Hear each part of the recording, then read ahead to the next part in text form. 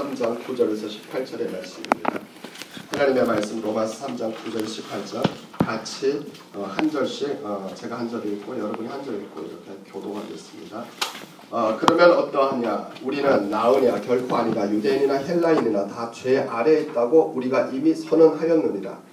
기록된 바 이는 없나니 하나도 없으며 깨닫는 자도 없고 하나님을 찾는 자도 없고 다 치우쳐 함께 무익하게 되고 선을 행하는 자는 없나니 하나도 없도다.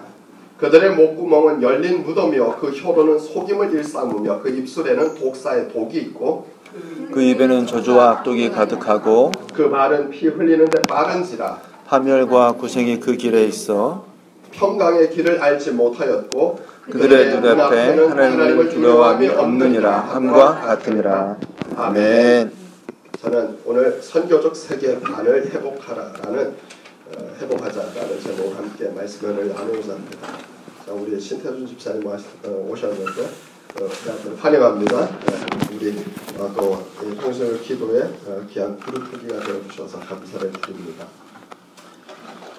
저는 목사이면서 선교사입니다. 또 저는 GMS 저희 대한예수교장로회 합동 측 GMS 이제 파송 선교사이기도 하면서 동시에 제가 소속되어 있는 곳은 이제 북미주 지부죠. 북미주 지부에 제가 소속이 되어 있습니다. 그러면서 또 목사이기도 하기 때문에 제가 보는 관점은 선교사의 관점으로도 또 목사의 관점으로도 세상을 바라보게 되죠.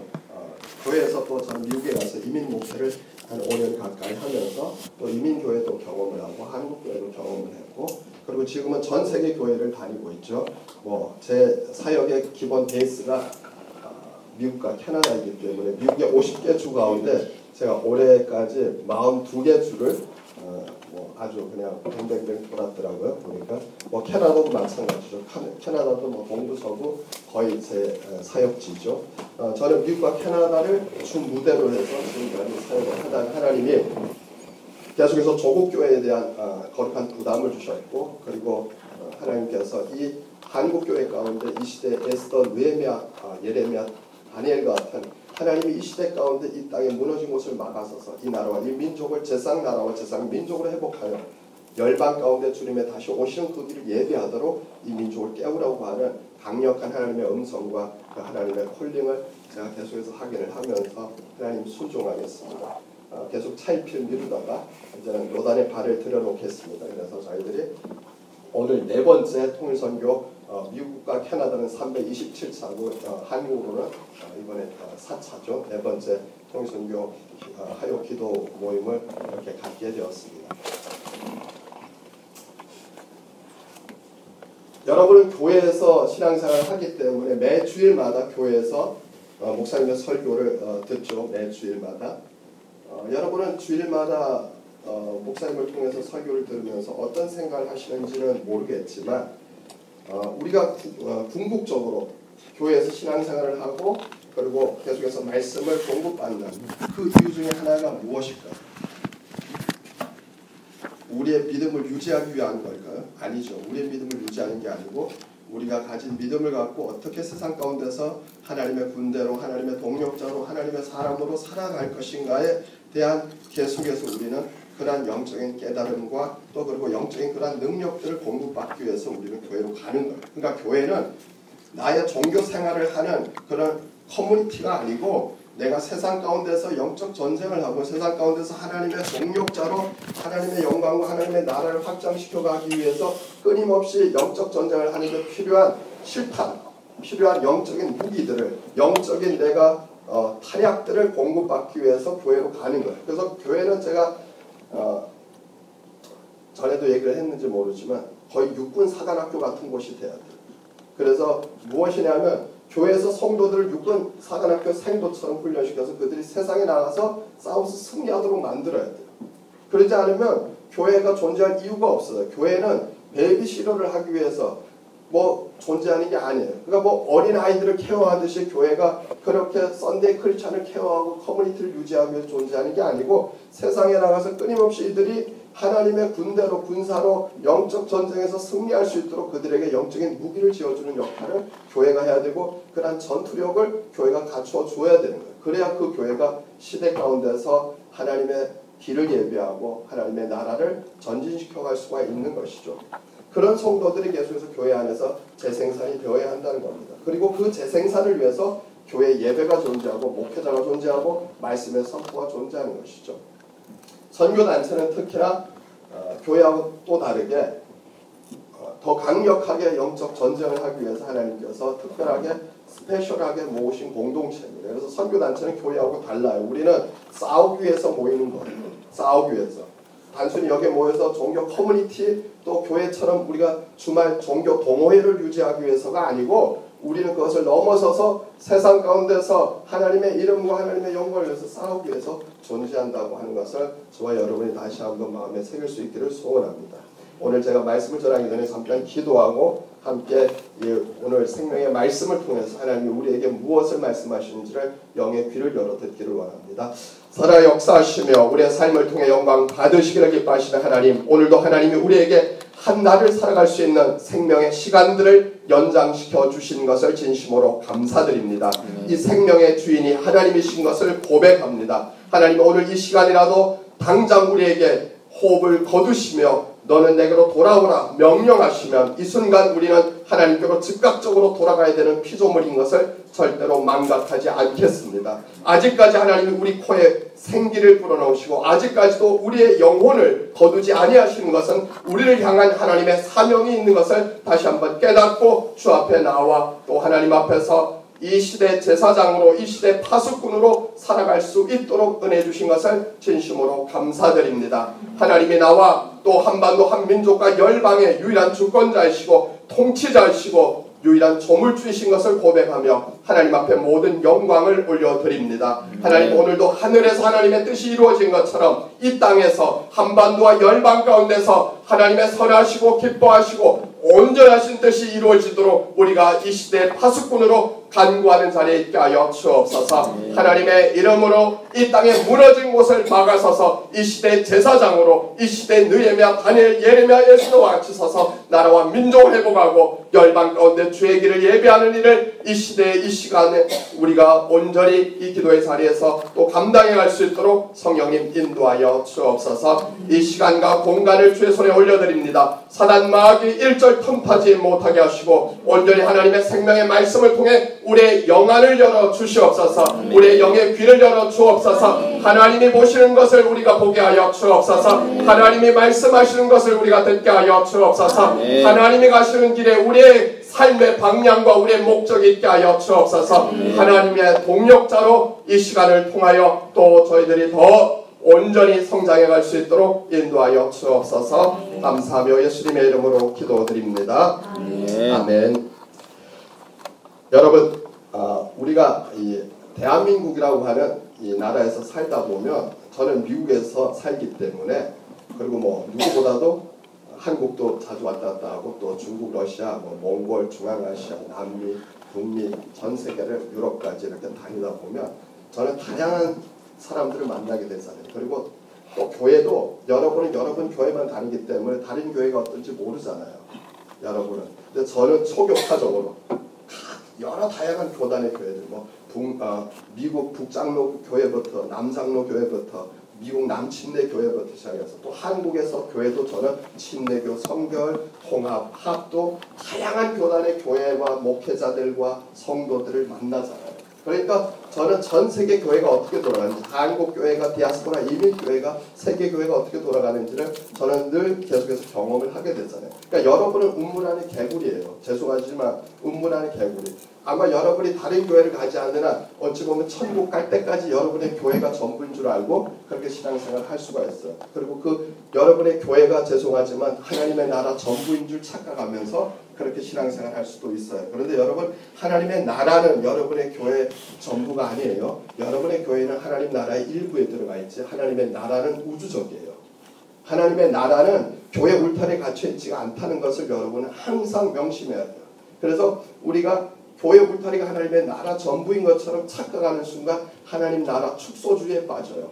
오늘날의 한국교회의 가장 큰 문제는 뭐냐면 하나님의 나라의 그 개념들이 너무나도 교회 울타리에 갖춰져서 이 축소주의의 오류에 빠져 있다는 거죠. 그러면 심각하게 우리가 신앙에 문제가 발생을 하는데 아무튼 저는 이렇게 전 세계를 다니다 보니까 다양한 교회, 다양한 목회자, 다양한 성도들을 만나면서 부흥하는 교회와 부흥하지 않는 교회, 건강한 교회와 건강하지 않은 교회들을 당연히 비교할 수밖에 없거든요. 그리고 제가 이렇게 집회를 초교파적으로 다니면서 전 세계를 이렇게 다니면서 하다 보면 딱 강단에 서면 이 교회는 깨어있는 교회인지, 이 교회는 기도하는 교회인지, 이 교회는 지금 하나님과 보조를 맞추지 않는지, 정말 사람의 공동체에 불과한지, 성령이 계시는지 안 계시는지 바로 좀 캐치가 돼요.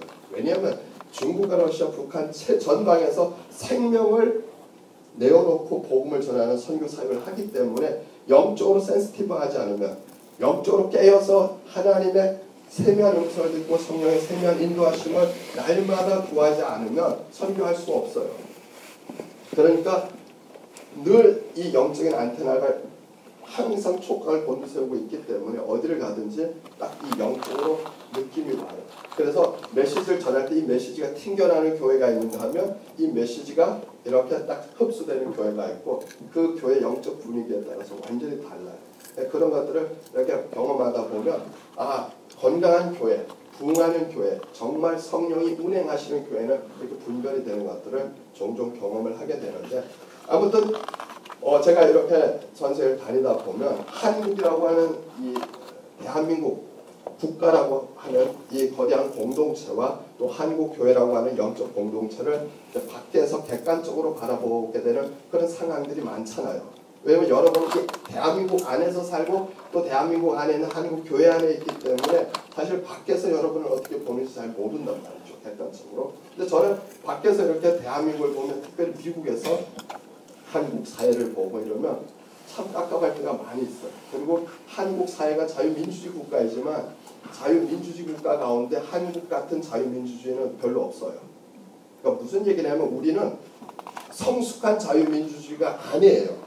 그러니까 대한민국이 세계 10의 경제 대국이고, 그리고 우리는 빨리 지금 GDP 3만 달러 그 시대를 돌파해서 선진국으로 들어갔는데, 그럼에도 불구하고 우리는 아직까지도 우리의 이 사상과 우리의 이 정신과 우리의 이 갖고 있는 문화들은 선진화되어 있지 않아요.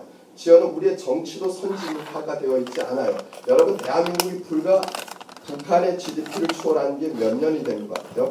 북한보다 잘 산 지가 정확히 북한의 GDP를 추월한 것이 1978년도예요.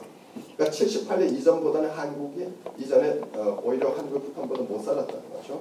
그러면 우리나라가 정말로 잘 살게 된 건 88 올림픽 지나서요. 그러니까 지금으로 얘기하면 한 40년도 안 되고 한 36년 정도가 되었죠. 그러니까 36년. 그런데 우리는 또 IMF를 경험하고 97년. 그리고 IMF를 끝내고 나서 2000년대부터 우리가 본격적인 이제 성장을 하기 시작했어요. 그러면 불과 우리나라는 20년밖에 안 돼요.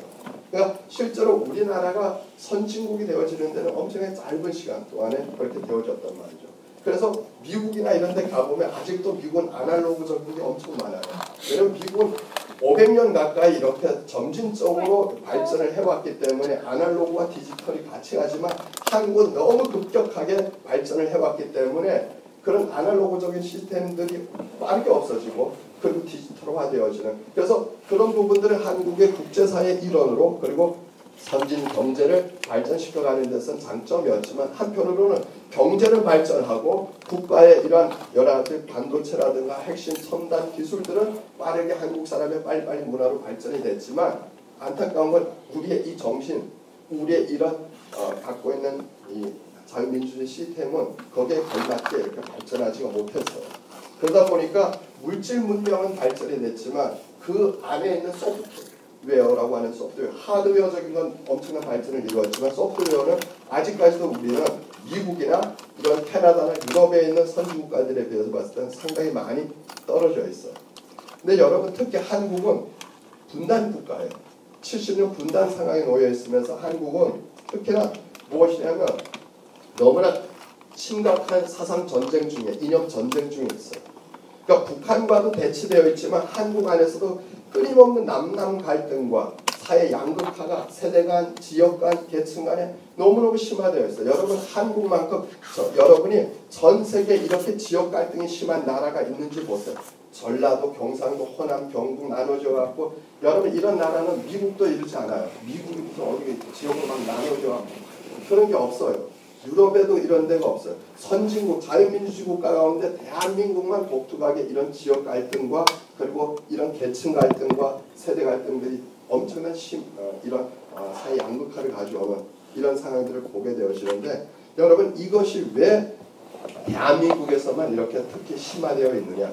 여러분 그것은 대한민국이 분단되어 있기 때문에 원래 우리나라가 1945년 해방 전에는 지역 갈등이 있었을까요? 없었을까요? 1945년 이전에 이렇게 호남, 경상도 뭐 이렇게 전라도 해갖고 이렇게 서로 죽이니 살리니 하는 이런 지역 갈등이 있었을까요? 없었어요. 여러분 해방 전까지 우리는 그런 지역 갈등이 없었어요. 오히려 우리는 힘을 모아서 일제와 싸우고 독립운동을 하려고 서로가 경상도든 평양도 박치기든 뭐 저기 전라도든 지역 갈등이 없어요. 이 지역 갈등이 언제 생겼냐면 원래 한국사를 공부하면 이 지역 갈등은 1950년 6.25 전쟁 끝나고 나서 더 정확히 얘기하면 우리나라 1960년대부터 시작합니다. 1960년대. 그러니까 무엇이냐면 1950년 6.25 전쟁 끝나면서 점차적으로 우리나라가 이런 지역 간의 갈등들을 경험하게 되는데 그 이유가 뭐냐면 가장 근본적인 원인이 한반도의 분단이었어요. 한반도가 분단되면서 이 사회 심리적인 분단, 구조적인 분단이 한국 사회 안에 포용이 되면서 한국 안에 분열의 영이 들어오기 시작합니다.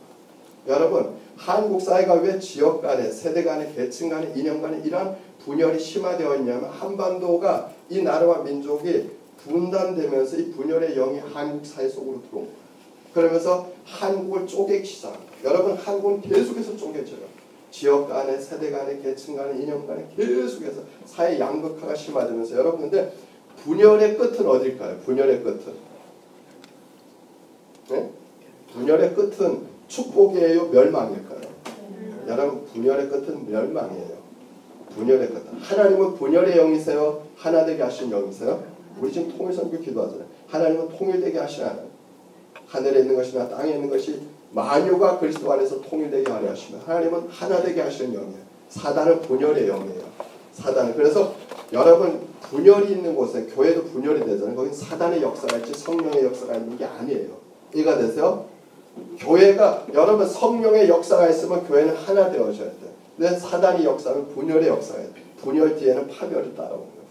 한국 사회가 계속 분열이 되어지고 이 사상 전쟁으로 계속 쪼개지는 이것이 한국 사회가 지금 뭐냐면 발전적인 방향으로 가는 게 아니고 한국 사회가 어디로? 파멸로 가는 거예요. 파멸로. 여러분 사단은 결국 한국을 파멸시키는 거예요. 여러분 설마 대한민국이 망하겠어? 이 설마가 대한민국을 망하게 해요. 여러분 설마 대한민국 망할 수 있어요? 우리 얼마 전만 해도 IMF 겪어서 나라가 부도위기에 갔다니까요. 여러분 대한민국이 계속해서 아니 여러분 필리핀 적어도 1970년대 60년대는 필리핀이 우리나라보다 훨씬 잘 살았어요. 여러분 지금 어떻게 됐어요? 베네수엘라 우리나라보다 원래 70년대 80년대 산유국인 베네수엘라 우리나라보다 훨씬 잘 살았다니까요. 그 나라 지금 거지꼴이 됐어요. 여러분 나라는 계속 발전하는 게 아니고 퇴보할 수도 있어요. 사람들이 착각하는 것 중에 하나가 일본도 정말 경제 이 지금 30년에 멈춰진 이런 경제 침체의 길을 겪으면서 한국에 추월당하는 상황이 일어났는데 여러분 나라는 퇴보할 수도 있고 망할 수도 있어요. 대한민국이 망하지 않고 계속 발전할 것이다.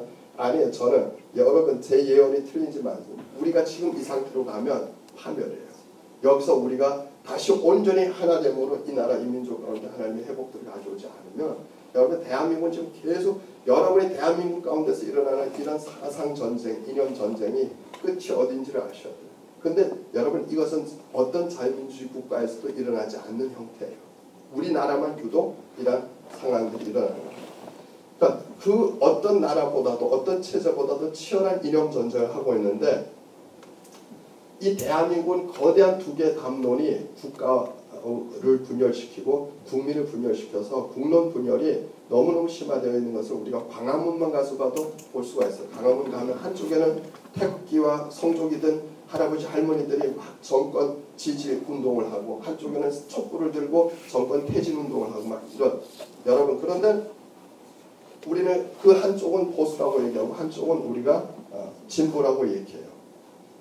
여러분 자유민주주의는 이 다차원적인 국가이고 모든 생각들에 있어서 다 수용 가능하기 때문에 당연히 다른 생각, 여러 가지 다른 생각을 가진 사람들을 우리는 다 포용하게 되는. 왜냐면 우리는 전체주의가 아니니까 생각이 다 통일되면 안 돼. 이념에 있어 당연히 여러 가지 생각들의 차이가 있을 수가 있어요. 그런데 여러분 놓치지 말아야 되는 건 무엇이냐면 공통 분모가 있는 상태에서 어떤 같은 방향과 같은 목적에 있어서 방법론적인 차이에 있어서 우리가 그렇게 건설적인 어떤 우리가 방법론을 찾기 위해서 의견이 다른 것들은 수용이 가능한데 공통 분모도 다 없고 그리고 방향도 목적도 다르다.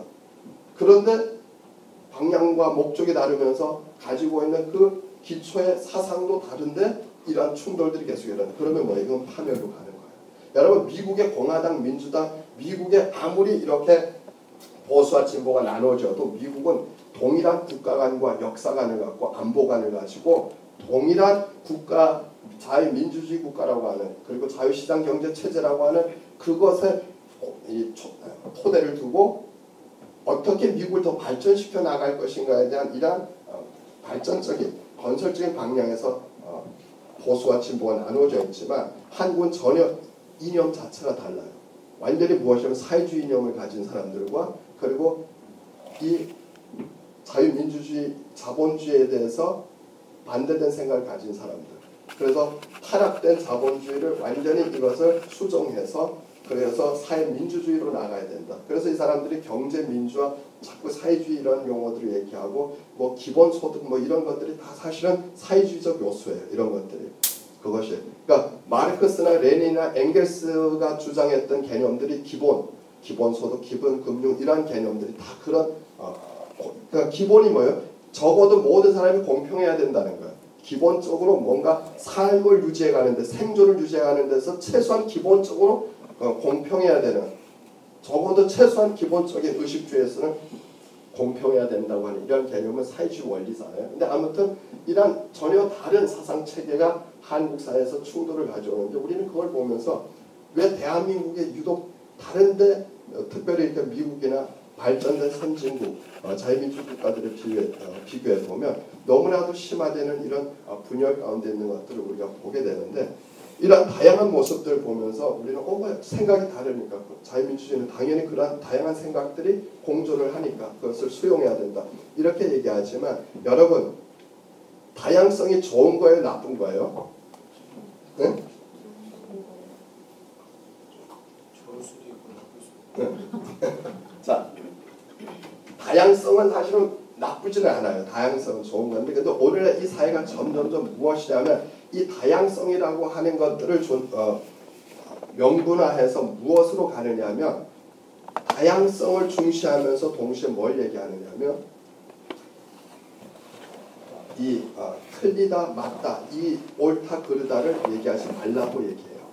왜냐하면 디퍼런트 그건 무엇이냐면 다르다는 거죠. 그러니까 다양성의 가장 큰 숨어있는 그 문제점 중에 하나가 무엇이냐면 옳다 그르다가 아니고 다르다는 거예요. 다르다. 그래서 한국 사회에서 가장 상식적이고 가장 우리가 한국 사회에서 좀 합리적인 사람들이 뭐라고 얘기해야 돼요?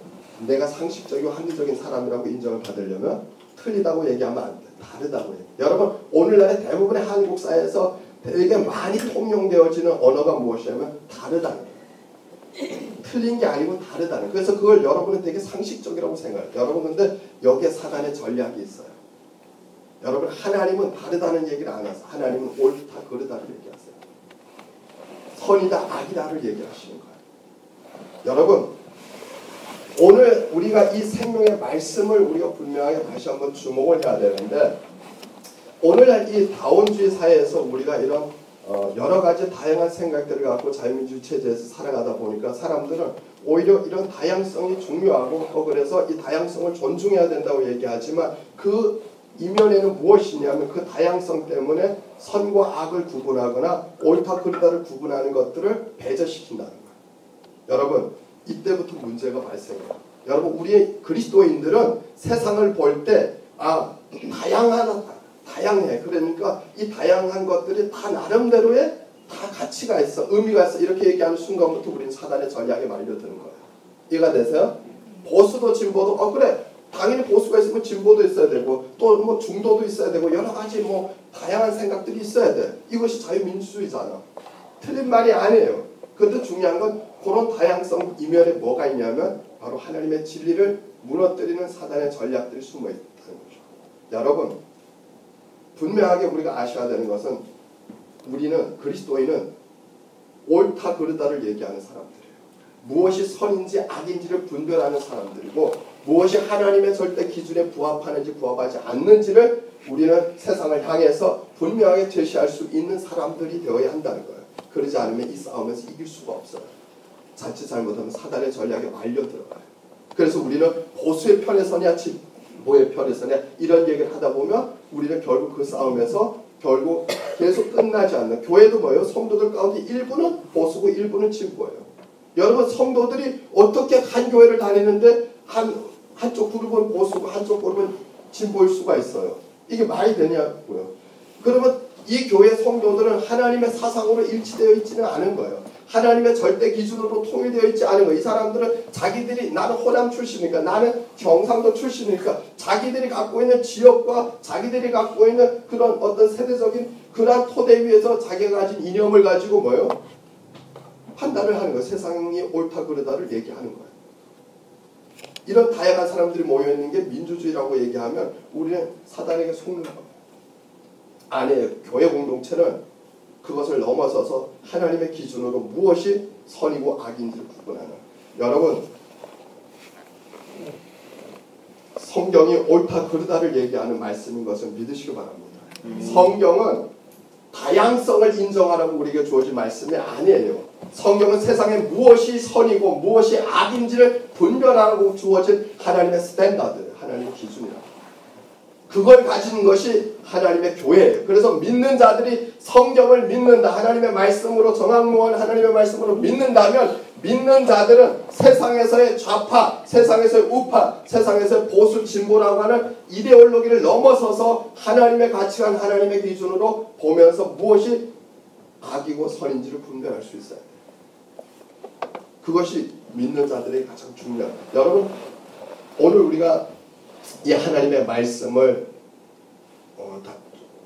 가지고 세상을 좀 조명을 할 필요가 있는데, 히브리서 5장 12절 14절에 보면 무엇이라고 말씀하냐면, 하나님이 때가 오래되었으므로 너희가 마땅히 선생이 되었을 터인데 너희가 다시 하나님의 말씀의 초보에 대하여 누구에게서 가르침을 받아야 할 처지이니 단단한 음식은 못 먹고 젖이나 먹어야 할 자가 되었도다. 이는 젖을 먹는 자마다 어린아이니 의의 말씀을 경험하지 못한 자요, 단단한 음식은 장성한 것이니 그들은 지각을 사용함으로 연단을 받아 선악을 분별하는 자들이다.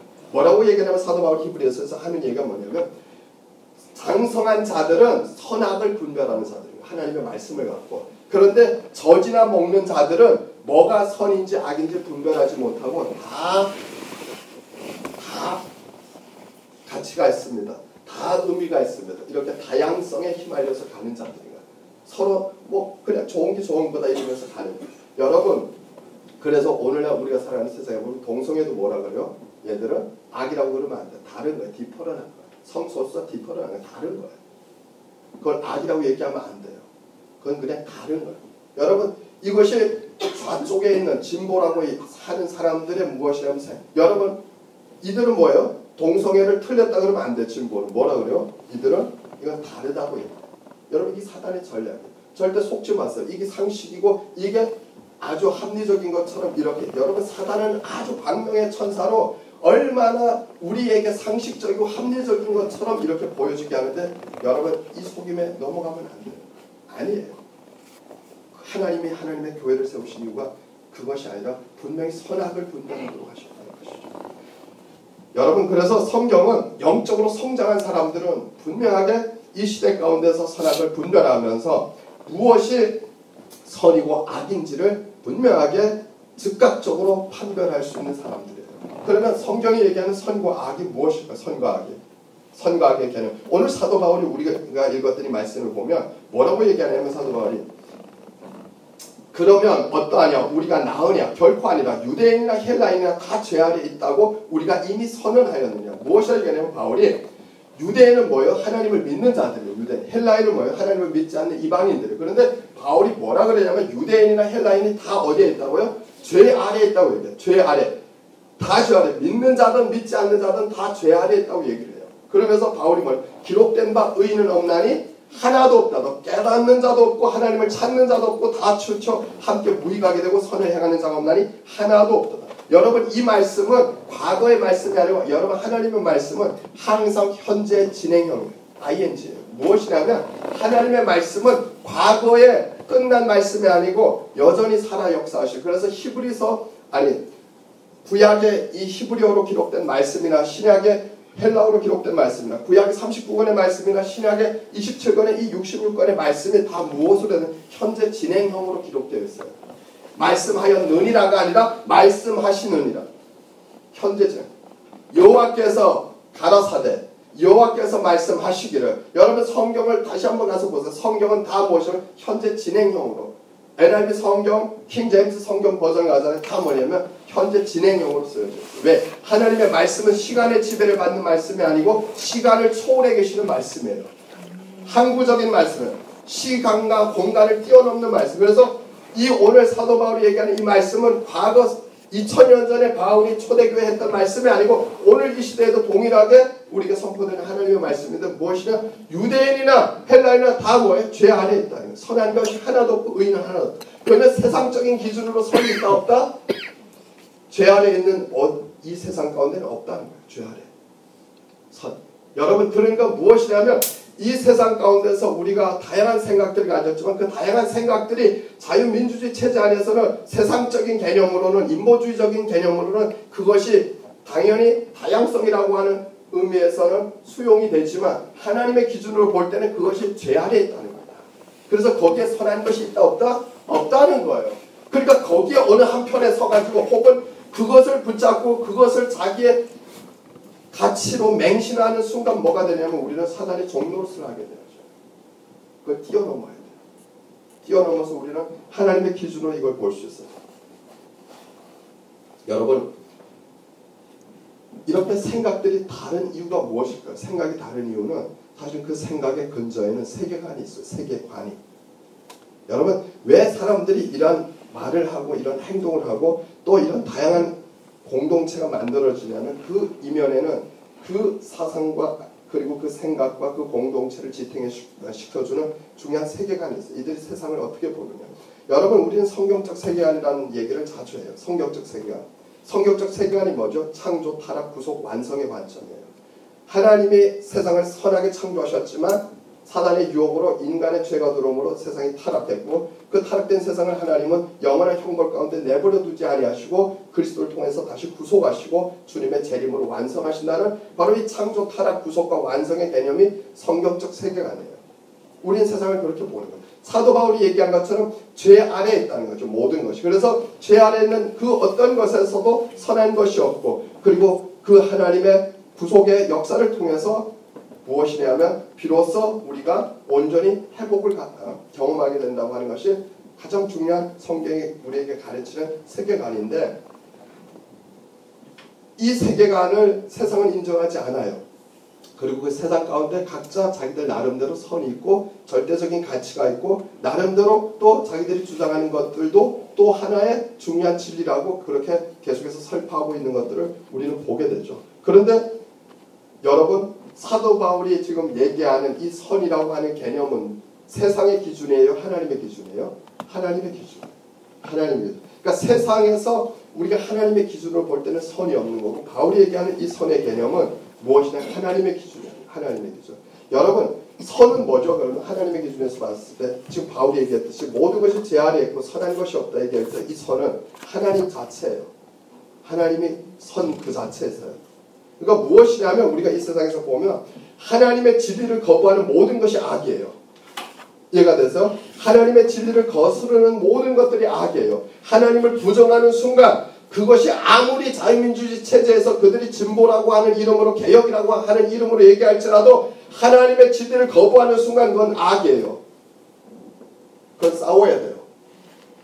여러분, 하나님의 원수가 우리의 원수예요. 우리의 원수가 하나님의 원수가 아니고 하나님의 원수가 우리의 원수예요. 하나님을 대적하는 자들이 우리가 대적해야 될 자들이고 우리가 영적으로 싸워야 되는 영적 대상들이라는 거예요. 그러면 이 세상 가운데서 우리는 그걸 봐야 돼요. 무엇이 하나님의 절대적인 선을, 하나님을 대적하고 하나님의 이 절대적인 기준이 되어지는 이 말씀을 부정하고, 그걸 보면 우리는 그것을 끝까지 피 흘리기까지 싸워야 되는 것이 우리에게 주어진 미션이에요.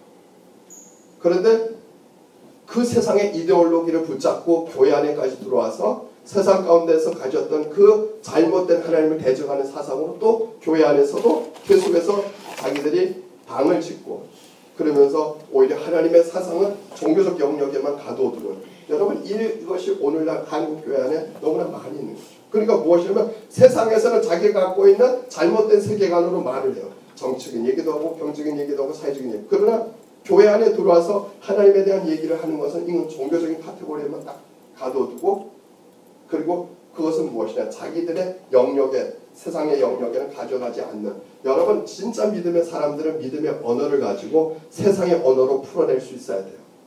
우리가 가진 하나님의 말씀, 복음의 이 언어를 가지고 우리는 세상의 언어로 그것을 풀어낼 수 있고, 그리고 세상과 싸워야 돼요. 여러분, 세상의 영역은 하나님의 영역과는 상관없는, 그냥 그것은 자유민주주의 어떤 하나의 어떤 정치 영역이고 사회적 영역이고, 그냥 우리와는 상관없는, 우리가 기도하지 않아도 되고 또 우리가 싸우지 않아도 되는 별개의 영역이 아니라, 그 영역이 바로 오늘 말씀하는 것처럼 우리가 하나님의 전적인 선을 가지고 계속해서 변혁시켜 가야 되는, 하나님의 통치를 회복해야 되는 영역인 것을 얘기하는 거죠. 자, 그런데 여러분, 하나님의 이 창조 세계가 타락이 되어졌잖아요. 그러면 타락된 이 세계를 하나님은 어떻게 다시 하나님의 본래 창조시로 회복하시는 그 일들을 하시는 건 뭘 통해서 하시는 건? 이 구속이라고 하는 걸 통해서 하시잖아요. 구속이 뭐예요? 구속이? 구원을 하는 거잖아요. 근데 구속을 뭘로 해요? 복음을 통해서 하잖아요.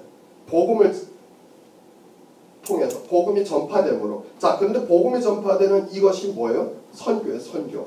그러니까 무엇이냐면 오늘날 하나님의 절대적인 선이 무너진 이 세상, 그래서 하나님의 선을 인정하지 않은 이 세상 가운데서 하나님의 선의 기준을 갖고 계속해서 싸우는 이것이 뭐냐면 선교예요, 선교. 그러니까 여러분, 내가 어떻게 선교사로 삽니까? 이것이 저기 오지에 가서 복음을 전하는 것만이 선교사가 아니라, 우리가 살고 있는 삶의 현장 모든 것이, 모든 영역이 뭐예요? 선교적 영역이에요.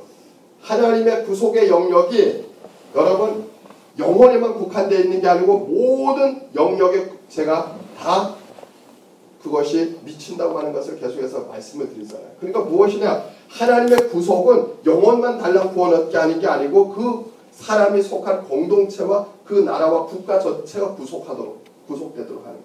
그러니까 무엇이냐, 오늘날 예수 믿은 사람들이 놓치는 것은 내 영혼만 달랑 구원받아서 천국 들어가는 것이 하나님의 선교의 궁극적 목적이 아니고, 하나님의 나라가 모든 영역에 확장되어지는 것이 하나님이 우리에게 요구하시는 구속의 가장 중요한 큰 그림입니다. 그러니까 오늘 이 말씀 가운데 우리가 보게 되어지면, 지금 하나님이 우리에게 해 아래 선한 것이 하나도 없다, 그 모든 것이 죄 아래 있다고 하는 것을 계속해서 말씀하시는 것들을 우리가 보면서, 결국 우리가 이 죄 아래 있는 이것 가운데 어떤 세상적인 것들을 우리의 삶에 있어서 가치관으로 가지고 하는 것은 우리가 이미 이 싸움에서 지는 것이죠. 그리고 우리가 가진 세계관이 만약 세상에서 얘기하는 그런 인본주의적이고 물질적인 것에 토대를 둔 세계관이 되어지는 순간, 우리는 이미 하나님의 전쟁에 참여한 하나님의 군대로서의 삶을 살지 않는다고 하는 것을 방증하고 있는 거죠. 여러분, 죄 아래 있는 이 세상의 사람들은 각양의 다양한 세계관을 가지고 이 세상 가운데서 다양한 공동체를 만들어가고 있어요. 그래서 우리가 세상 가운데서 살면서 죄의 영향 아래 노출되어 있기 때문에 하나님의 사람들 또한도 이 죄의 영향 아래서 자유로울 수가 없어요. 왜냐면 우리도 정신을 안 차리면 우리가 갖고 있는 이 세계관이 자칫 잘못하면 하나님이 우리에게 주시는 성경적 세계관이 아니고 세상에서 제공하는 세계관으로 그렇게 우리가 사로잡힐 가능성이 훨씬 크다는 거죠. 그래서 여러분, 교회 안에서 벌써 세상적으로 이데올로기적으로 보수 진보로 나누어지는 것 자체가 이미 교회가 건강하지 않은 거예요. 이미 이 교회가 뭐 나는 호남 사람이기 때문에 나는 진보입니다. 좌파입니다. 나는 경상도 사람이기 때문에 나는 보수입니다. 이런 얘기를 하는 순간 그 사람은 예수 믿는 사람이 아니에요. 여러분 우리가 경상도에서 보수인 것이 아니고 전라도에서 진보인 게 아니에요. 우리가 하나님의 기준, 하나님의 말씀에 비추어서 이것이 선이고 이것이 악이라고 하는 그것을 분별할 수 있는 우리 안에 하나님이 우리에게 주시는 성경적 세계관이 있으면 우리는 뭐예요? 지역 감정에 휘둘릴 수가 없고 세상의 그 다양성이라고 하는데 우리가 미혹되어져서 하나님의 진리를 우리가 희석시킬 수가 없어요. 여러분 그래서 재미난 건 여러분 안타깝게도 진보라고 얘기하는 사람들은 뭐예요? 동성애를 지지해요? 안 지지해요? 아주 이건 재미난 거예요. 여러분 진보라고 하는 사람들은 아주 재미나게도 동성애를 지지하고 이 사람들은 북한에도 우호적이잖아요. 우호적이에요. 중국에도 우호적이잖아요. 우호적이에요. 러시아에도 우호적이에요. 우크라이나 전쟁도 우크라이나를 비판해요. 러시아를 비판해요. 우크라이나를 비판해요. 여러분 근데 결이 같아요. 여러분 보세요. 진보들은 요것만 우리하고 다르고 나머지는 다 우리와 비슷해. 이게 아니고 계속해서 방향성이 다르다고요. 방향성이. 무엇 때문에? 이들이 갖고 있는 세계관이 다르기 때문에. 그래서 뭘 얘기해도 이미 뭐예요? 우리하고 방향이 같아요? 달라요? 다르고 목적이 달라요. 여러분 제가 얘기하는 게 그거예요. 다양성이 중요하지만 애당초 방향과 목적이 다르면 이거는 다른 거예요. 다른 거. 이건 틀린 거예요. 틀린 거. 여러분 그러니까 다른 게 아니고 틀린 거예요. 틀린 거. 틀리다고 얘기를 해야 되는 거예요. 이해가 돼서 틀리다고. 요거는 있는데 요건 아니에요. 틀린 거예요. 여러분 방향이 같은데 뭔가 방법론이 잘못되는 건 수정할 수가 있어요. 이해가 돼요?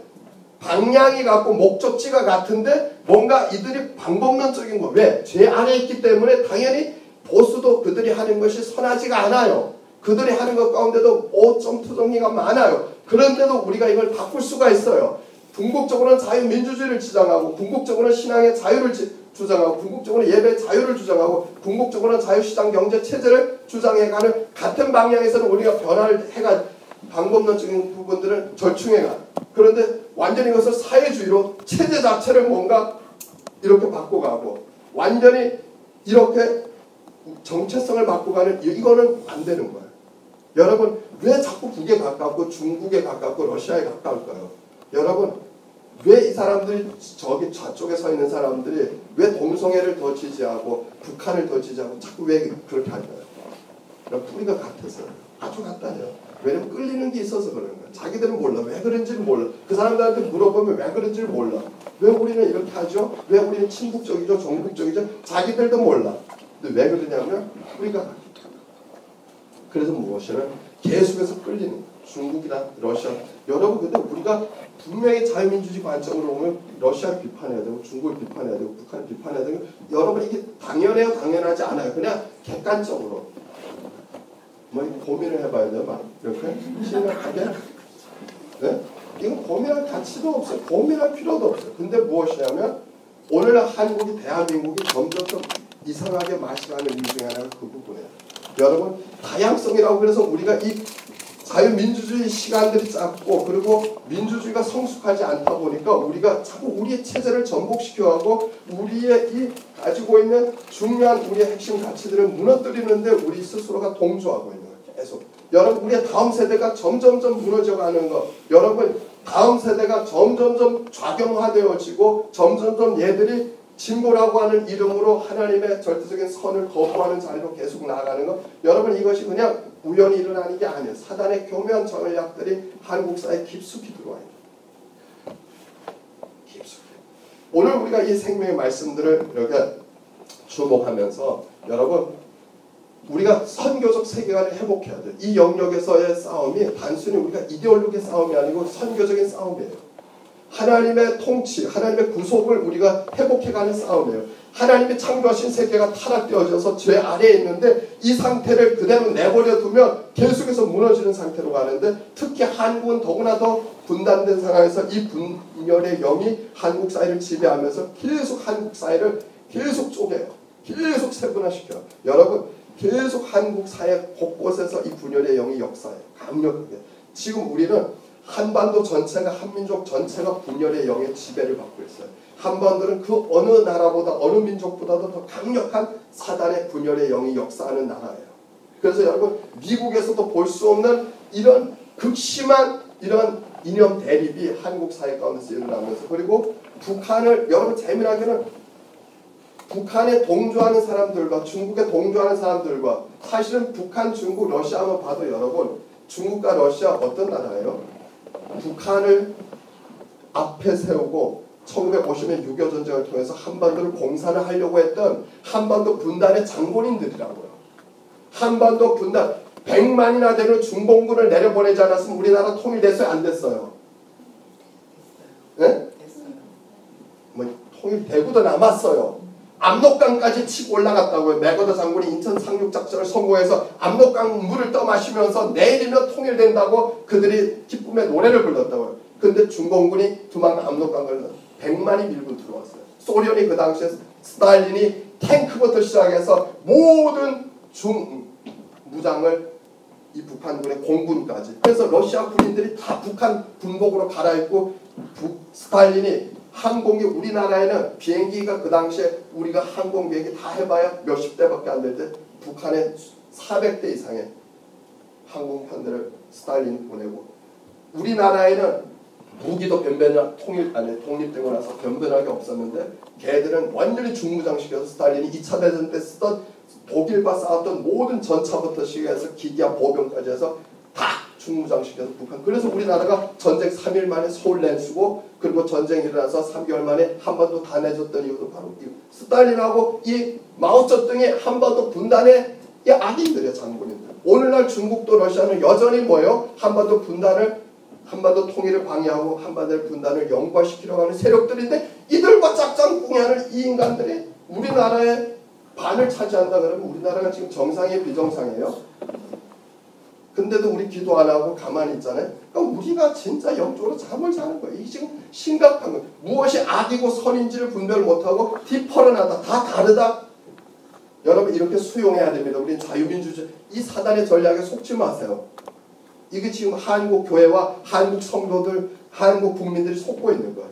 여러분 우리는 뭐가 선이고 악인지를 지금 분별해야 돼요. 우리는 특별히 다른 나라하고 다르게 분단 국가에서 더 심각하게 이 분별력을 가지고 살아가야 돼요.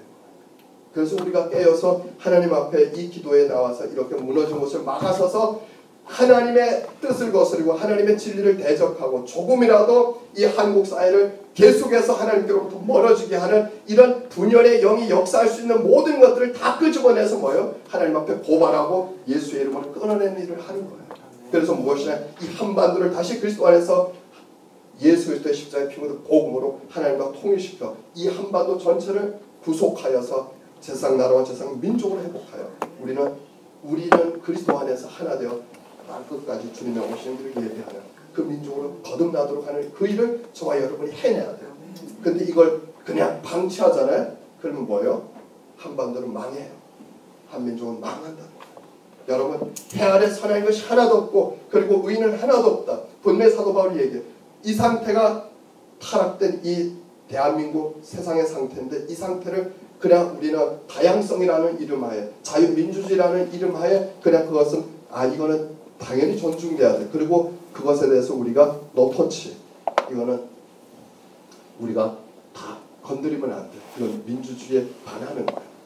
그리고 그것은 배타적인 거야. 이렇게 우리가 사단에게 계속해서 미혹되는 순간 뭐예요? 사단의 밥이 되어가지고 대한민국 아니에요. 뭐예요? 악을 우리는 단죄해야 돼요. 뭐가 악이고 선? 여러분 중국, 러시아, 북한은 하나님을 대적해요? 하나님을 지지해요? 여러분 공산 세력들인데 그 인간들은 하나님을 입에 거품을 물고 신앙의 자유를 그리고 예배 자유를 박탈하고 복음이 들어가도록 하는 걸 거품을 물고 방해하는 세력들은 여러분 그래서 우리는 딱 보면 뭐예요? 이 사단과 짝짝꿍이하는 세력들은 뭐예요? 우리는 당연히 뭐예요? 하나님을 대적하는 세력들이에요. 여러분 그래서 이러한 것들이 정치 세력도 아니고 어떤 이데올로기도 그것은 표면에 보이는 거고 그 이면에는 그 거대한 하나님을 대적하는 그들의 세계관이 있다는 걸 여러분은 아셔야 돼요. 세상을. 이들은 뭐예요? 타락, 창조, 타락, 구속 이 관점으로 안 본다니까요. 세상이 선하다고 본다고요. 이들은 세상이 선하고 자기들의 이데올로기가 진리라고 얘기한다고요. 하나님 없이도 자기들은 진리의 주체라고 얘기한다고요. 그런데 우리는 뭐예요? 아니에요. 죄 아래 이들이 모여있고 이들이 얘기하는 것은 지금 하나님을 거스르는 것이고 우리는 싸워야 되는 바로 영적 전쟁의 대상이라고 우리가 지금 선언을 하고 있는 것이죠. 여러분, 그래서 우리는 선과 악이 무엇인지를 분별해야 되는, 주님 오실 때가 가까이 오면 올수록 더 우리는 뭐예요? 다르다는 용어를 우리 입에서 지어버려야 돼요. 사단의 전략이요. 다른 거 아니고 틀리다고 얘기해요. 여러분, 세상은 거꾸로 뭐예요? 틀리다고 얘기하고 비상식적이라고 해요. 다르다고 얘기해요. 여러분, 그래서 속지 마세요. 사단의 전략이에요. 우리는 끊임없이 주님 오실 때까지 무엇이 하나님을 대적하는지, 무엇이 하나님의 편에 서 있는지 이 선과 악을 분별하도록, 그래서 사도 바울이 얘기했듯이 선악을 분별하는 자만이 영적으로 성숙한 자예요. 그것이 저와 여러분에게 주어진 중요한 미션이라고 하는 것입니다. 오늘 그래서 우리는 이 말씀을 통해서 결국 우리는 세상을 무슨 관점으로 봐야 되냐? 선교적 관점으로 봐야 돼요. 우리는 모든 영역을 무엇이에요? 이 구속의 하나님의 역사들을 통해서 회복해야 되는. 그래서 여러분, 우리가 이 세상을 다르게 보려면 선교적 관점이 우리 가운데 있어야 돼요. 모든 사람이 선교사가 되어야 돼요. 여러분, 세상을 방치해 두는 것이 아니고 선교사의 관점으로, 선교적 관점으로 우리는 계속 구속을 해야 돼요. 정치 영역이든 경제 영역이든 문화, 사회 모든 영역이든 그 영역 가운데서 이 하나님의 창조, 타락, 구속과 완성의 역사들이 일어나도록 끊임없이 우리는 이 사역들을 감당해야 돼요. 여러분, 구속은 뭐로 이루어지는 거예요? 선교적인 역할을 통해서만 일어나요. 구속이 그냥 일어나지 않아요. 여러분, 하나님의 창조된 세상이 타락되어졌는데 그 타락된 세상을 구속하는 방법은 딱 하나밖에 없어요. 선교적인 방법밖에. 그래서 우리 주님이 이 땅에 오신 것이고, 우리 주님이 사도 바울을 부르신 것이고, 그래서 여러분, 사도행전은 뭐예요? 사도행전. 여러분, 유일하게 초대교회의 역사를 기록한 책이 딱 하나가 신약성경에 뭐가 있죠? 사도행전밖에 없어요. 그래서 구약에는 역사서가 많아요. 구약에는 모세오경 지나서 보면 역사서가 쭉 우리가 보게 되면 역대상하, 열왕기상하 쭉 역사서가 쭉 많잖아요. 근데 신약성의 27권에는 역사서가 딱 하나, 사도행전. 초대교회 역사가 딱 하나. 근데 초대교회 역사에 여러분 보세요. 8장부터 시작해서 26장까지 그 사도행전의 초대교회 역사의 대부분이 뭐예요? 바울의 선교 역사예요. 교회의 선교 역사예요. 여러분, 초대교회 역사를 선교 역사로 기록했어요. 여러분, 교회는 선교를 통해서 하나님의 구속의 사역에 동참하고 그걸 통해서 열방 가운데 하나님의 나라와 하나님의 통치를 회복해야 돼요. 한반도에서도 마찬가지. 그래서 우리는 이 선교적 세계관을 가지고 끊임없이 한반도 가운데서 이 전쟁을 해야 돼요. 끊임없이 우리는 계속해서 구속하는 이 일들을 해야 돼요. 그리고 무엇이 선이고 무엇이 악인지를, 무엇이 하나님을 대적하고 무엇이 하나님의 편에 서 있는지 끊임없이 분별해가는 이 싸움들을 해야 된다는 거죠. 그래서 우리는 보수도 비판할 수 있고 진보도 비판해요. 그러나 분명한 것은 우리가 방향이 무엇인지, 목적이 무엇인지를 분명하게 우리가 선정을 하고 그것을 맞추어서 우리가 이 악이라고 하는 것들은 용납을 하면 안 돼요. 여러분, 용납하는 순간 무너지는 거예요. 용납하는 그걸 민주주의와 다양성이라고 하는 이름으로 포용하는 순간 사실은 우리는 사단의 전략에, 사단의 괴계에 완전히 우리는 당하게 되는 거죠. 그래서 대한민국은 특히나 정신을 차려야 돼요. 그러니까 제가 볼 때는 전 세계에서 가장 정신을 차려야 되는 곳이 어디냐면 이 대한민국이에요. 분열의 영이 너무 강력하고 사단의 전략이 너무 교묘한 나라예요. 이 나라가. 그래서 조금만 우리가 영적으로 잠을 자면 사단의 밥이 되어지는 나라인 것을 저와 여러분이 분명히 깨닫기를 바랍니다. 예, 선교적 세계관을 상실하면 이스라엘같이 버림받아요. 여러분, 이스라엘 민족이 왜 버림받았는지 알아요? 그들이 이 선교적 세계관을 잃어버렸기 때문에. 여러분, 가나안 땅으로 하나님이 이스라엘 백성을 보냈을 때 그 보내신 건 가나안에서 잘 먹고 잘 살라가 아니고 가나안에 있는 다른 나라를 선교하라는 것이었어요. 가나안의 다른 나라의 복의 근원이 되다. 아브라함을 통해 창세기 12장에 너는 복의 근원이 되죠. 하나님의 구원의 복이, 하나님의 아는 복이 그들의 선교를 통해서 열국 가운데 흘러가도록 하기를 원하셨는데 그들은 거꾸로 뭐예요? 자기들이 선교하기는커녕 다른 이방의 문화에 완전히 침몰해서 거꾸로 그들의 종교도 가져오고 그들의 문화도 가져와서 뭐가 돼요? 다원화되어지는 유일신 체제의 신정 국가인 이스라엘이 바알과 아세라를 들어서 바벨론 그 땅에 들어가서 결국 뭐가 돼요? 다신교의 문화권에서 다원화된 문화를 수용하는 순간 이스라엘을 버림받아요. 여러분, 그래서 이 다원주의를 좋아하지 마세요. 다양성, 이스라엘이 다양성을 수용하는 순간 그들은 세상 나라로서의 정체성을 잃어버리고 하나님의 기준으로서 이 유일신의 기준으로 세상을 변화시켜야 되는 선교적인 사명을 감당하지 못하는 순간 하나님은 이스라엘을 역사의 뒤안길로 보내버렸어요. 더 이상 이스라엘의 사명은 끝나버리는 거죠. 여러분 한반도의 하나님의 교회 역시도 마찬가지예요. 지금 우리 한국 교회가 지금 어떤 상황에 어떤 방향에 지금 우리가 지금 서 있는지를 다시 한번 우리의 현 주소를 분명하게 살펴봐야 될 필요가 있어요. 이 치열한 영적 전쟁에서 좀 우리가 뭘 하고 있는지를 점검해야 되고 우리는 다시 이 선교적 세계관을 우리 가운데 회복을 해야 합니다. 오늘 우리가 이 하나님의 말씀을 붙잡고 같이 기도하기 원합니다. 우리